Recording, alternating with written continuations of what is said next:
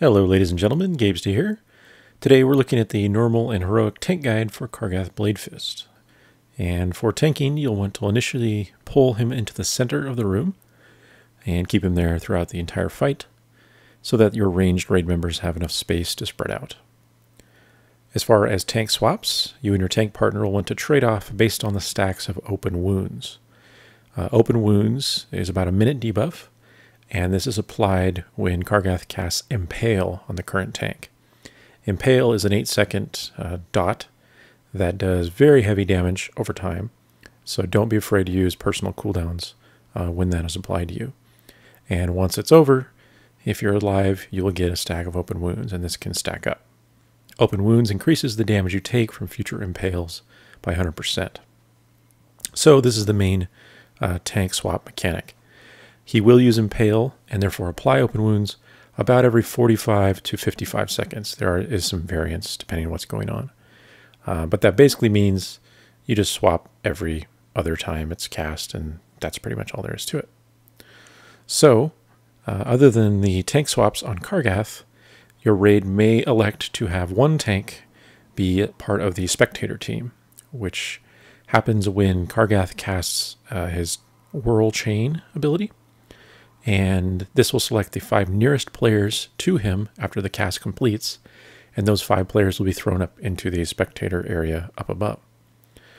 So often a raid will choose the tank, so if you're one of the tanks and you're to be thrown up there, just get closest to him when he finishes the cast, and you'll be one of the members. For spectator tanking up top, the main goal is to be very quick and to pick up the 4 named ads that will be indicated at the top of your screen. You'll have a counter that shows you how many of them are remaining alive. You meanwhile want to aggro the rest of the stuff, but you don't need to stand there and tank it. You can just run through everything and let your DPS cleave it down as they run with you, because all that little stuff respawns throughout the phase. So if you are a spectator tank, just decide which direction you're going to go initially, and immediately start making a beeline to the bigger 4 mobs that are there. There'll be 2 to the right and 2 to the left.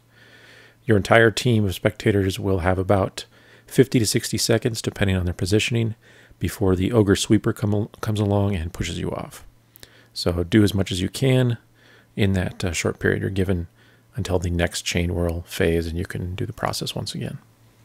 The final thing to watch out for, which is pretty minor for a tank, but important, is when the boss himself uses Berserker Rush, he will charge toward a random ranged raid member, and while he's charging, his damage in front of him increases very quickly. He's just kind of cleaving in front of himself.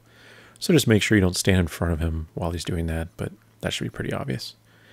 And that's it. This is a very simple fight, really easy introductory encounter, and tanking is quite simple. Just watch your stacks and swap with your tank partner and decide if you have to go up top with spectators or not.